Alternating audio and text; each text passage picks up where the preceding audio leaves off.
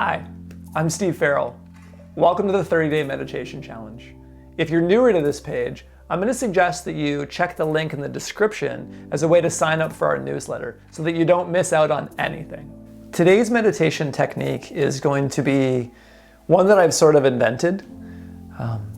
I call it the clap because we're going to be clapping our hands, right? Not for any other reason.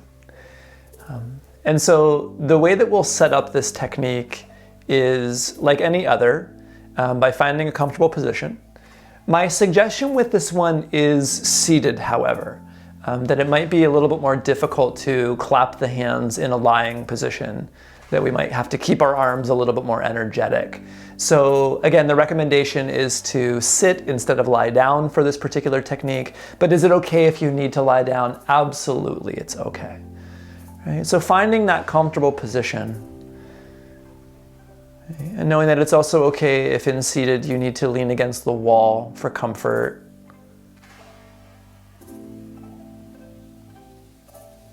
The invitation, as always, to softly close the eyes.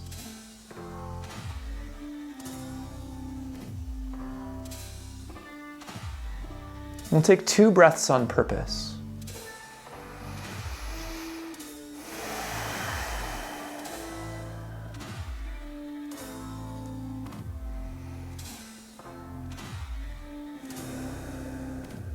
Just really using that breath to bring more attention into the body and into sensation.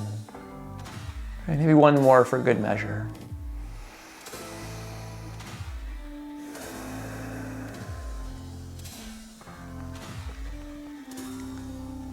And then just beginning to feel the breath moving naturally, easily in the body.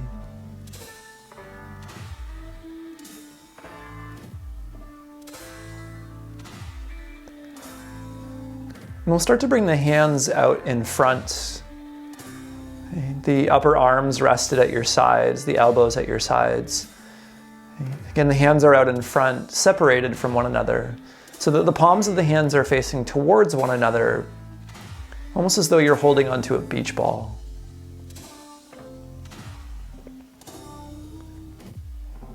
In a moment, I'm going to count to 3 and ask you to clap your hands together. And when you clap, a couple things about the clap. One is that I would prefer not to have a golf style clap, like a really light one. That we want to clap loud enough so that we begin to feel some sensation happening in the hands. So we might say, sometimes in class, I'll ask people to imagine whatever it is that you're into. Imagine that you just saw the best person in the world do that thing. And so for me, I love to drum. And so I imagine that I just saw Danny Carey from Tool do a drum solo. And so I'm clapping like with that sort of force. And 2, not multiple claps, just one simple clap. So as the hands are out in front, again, counting to 3, I'll say clap, we'll clap our hands. 1, 2, 3, clap. And then allow the hands to separate. And then to feel the sensation of the hands. And to really draw your attention towards that sensation post-clap.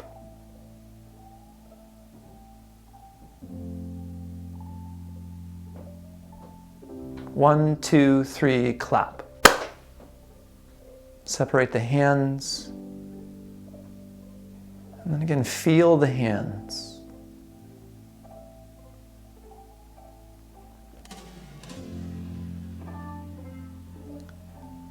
One, 2, 3, clap.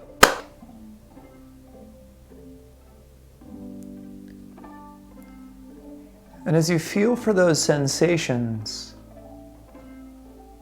noticing how they change through time.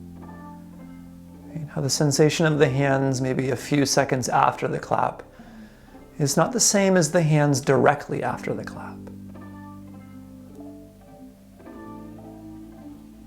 1, 2, 3, clap. Feeling the hands.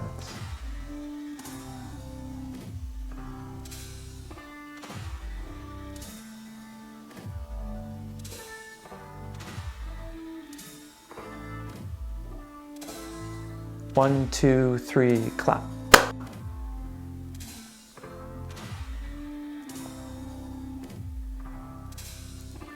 For some of you, as you feel for those sensations, maybe noticing how the mind starts to put language on it, or descriptions of the sensation.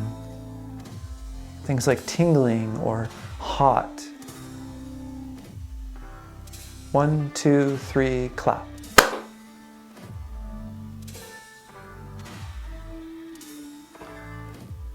And can we start to recognize that language or those descriptions as something pointing to the sensation, but that it's not the actual sensation?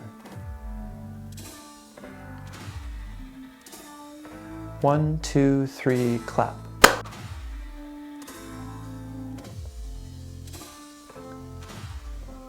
And so to the best of our ability, feeling the sensation of the thing. Trying not to get wrapped up in the way that we describe the experience to ourselves.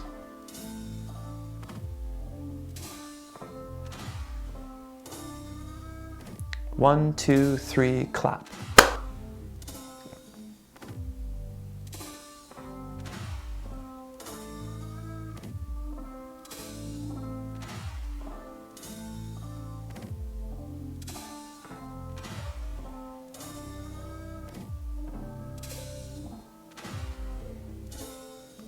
One, two, three, clap.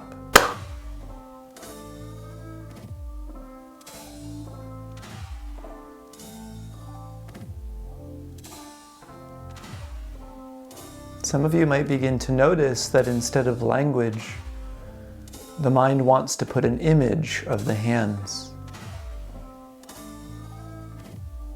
1, 2, 3, clap.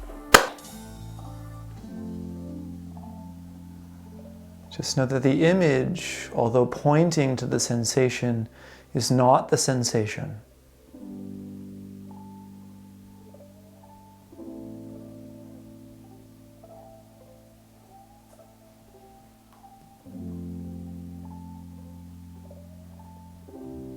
One, two, three, clap.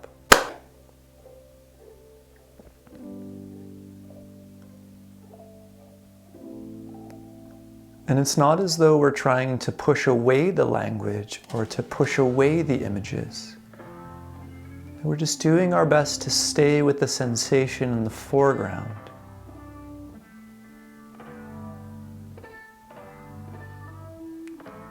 One, two, three, clap.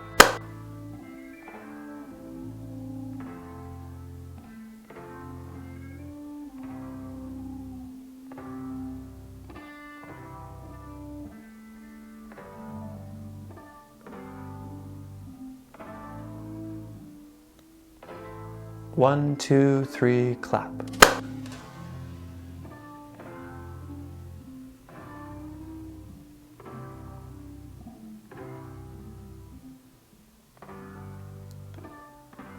For some of you, also noticing perhaps the mind trying to anticipate when the next clap will come. One, two, three, clap.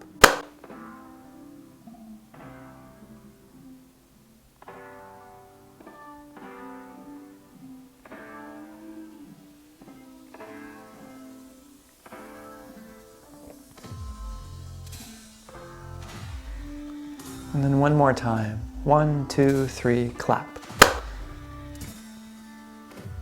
And as you feel the hands, take the hands palms face down on the thighs, if you're in seated, or onto the floor if you're in lying, or the belly if you're in lying.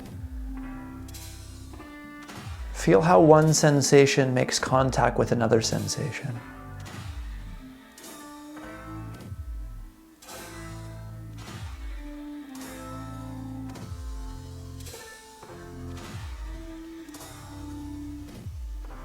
Also maybe noticing that as the sensation of the hands post-clap meets another sensation like the thighs or the belly or the floor, how the mind might even have a difficult time describing that particular sensation or mix of sensations.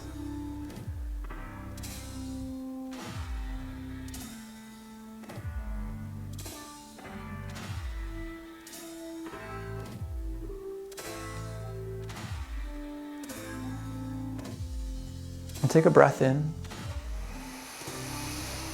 and a breath out. A breath in and a breath out.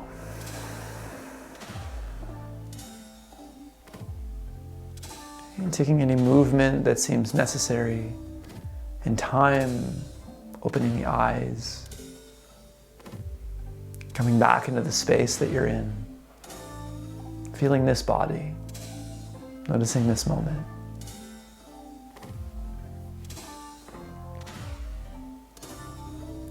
I hope that you've enjoyed this technique, the clap. Know that if you teach it to groups, it'll usually get some sort of laughter.